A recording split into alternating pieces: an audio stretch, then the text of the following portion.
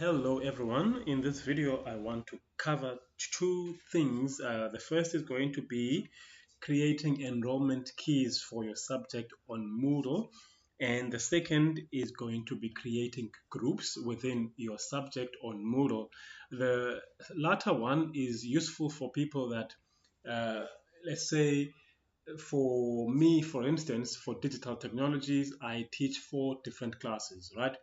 And I want to, when I do a quiz for my learners, I like to know when I download their marks, I want to the marks downloaded per uh, teacher per teacher, yes. So per registered teacher. Now I would have groups for those four different classes. Now, if I think of subjects like Afrikaans that have multiple subjects, which I think we are going to use for. Okay, now let's take Afrikaans. Afrikaans has three teachers: Mrs. Hartenberg, Mr. Stevens, and Miss Swart. Now they want to know when they have a quiz, they want to know the learners that have taken that quiz for their subject. Then you would create a group for that. So in order to create a group, first of all, let's create an enrollment key. Now, an enrollment key is a key that your learners are going to use to enroll themselves into your course. Okay.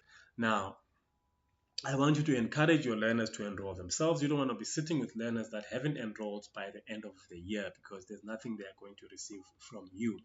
So to enroll, to create an enrollment key, what you will do, you will go to course administration on the sidebar right here.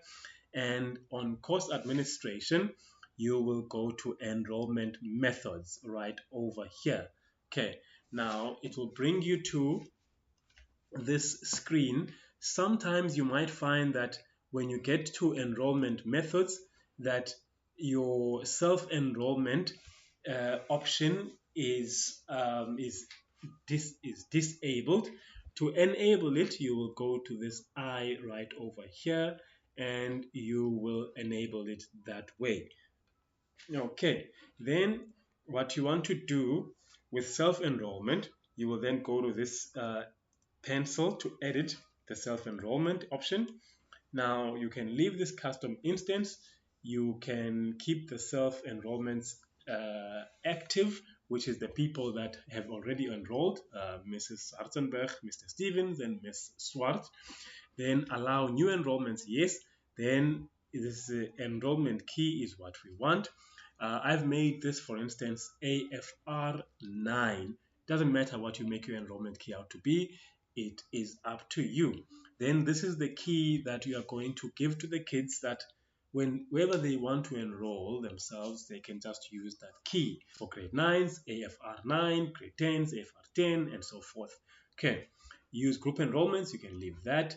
Default assigned role, you can leave that as a student. Enrollment duration, I've made it 365. After 365 days, the kids are going to be kicked out of your subject. Okay, if there's any that are going to be repeating the subject, you can just re-enroll them the next year. Then you can leave the other settings. Okay, you don't want to unenroll anyone that is inactive. So then here you want to write an enrollment message. So it will say, hi, so and so by first name. You are enrolled in the course, which is the course name, which is Afrikaans. If there's any other message that you want to add to your enrollment message, you can be happy to do that. And if you want to put any other placeholders, for instance, if you want to, okay, we never share emails. If you want to put here, for instance, hi, username, first name, space, surname, you can then copy this. It'll then say, hi, Franchwin Stevens, okay? You are enrolled in the course. Okay, and then you would do that for other things as well. Okay. Oh, what did I just do now? I'm supposed to be here. Then you can save the changes. Okay, I'm not going to save the changes because I think it's going to send the an email to the people that are already there. Whenever a new person enrolls in this course, this is the message that they are going to receive on their emails, on their parents' email, actually, as it were. So that is how to do the enrollment key. Then on how to do groups, I've explained why one would need a group. So you go back once again to administration. You want to go to groups.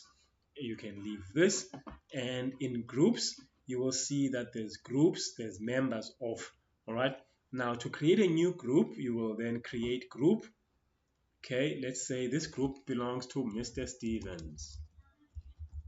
Okay, the group ID you can leave. You can write a custom message for your people that are coming into your group. Okay, but if you want them to self-enroll themselves in the group, then you would say maybe Stevens 1 at. So it must be at least 8 letters long. It must have a number. It must have a special character, alphanumeric. Okay, then group membership, you can leave all of that. Then you can save that. All right, save that. It will have created a group for you. So let me just save it. Then you'll see that Mr. Stevens doesn't have any students linked to his name. Okay, now we want to add learners to Mr. Stevens' group. Now, members of Mr. Stevens, nothing. So let's add members to his group. Then it will list all the learners that are available, that have been enrolled in this subject. Okay, they will be listed here. So we want to take Adri and we want to take Alet. You do that by pressing Control and then Adri, Control, then leave Control, Alet, and then select all the students that you want to be potential members in your group. That is if you are adding them manually. Now, if you are adding them manually, this is how you do it. Then you will say Add, okay, and you will see now you have 2 groups in your class. Okay, then you take back to groups. You'll see now Mr. Stevens has 2 people in his groups, and it's Adri and Alet. Okay, so if you want to, you can edit group settings. It will go back to there, and you can also delete the group, which I'm going to do. You can do that. All right, so if there's anything that you would need to know about anything that I've said about creating groups and enrollment keys, please do not hesitate to rewind this video. Thank you very much. I hope you are going to have a good time doing it.